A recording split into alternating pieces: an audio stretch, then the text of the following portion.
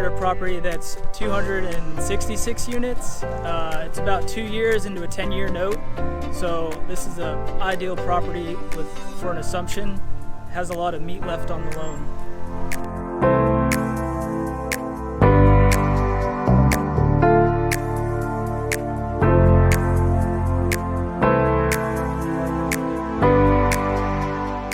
So this is an example of a garden style apartment.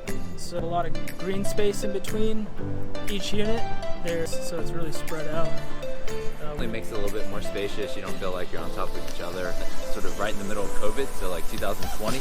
Really wanted to be in a high rise where you had to take an elevator up 20 floors.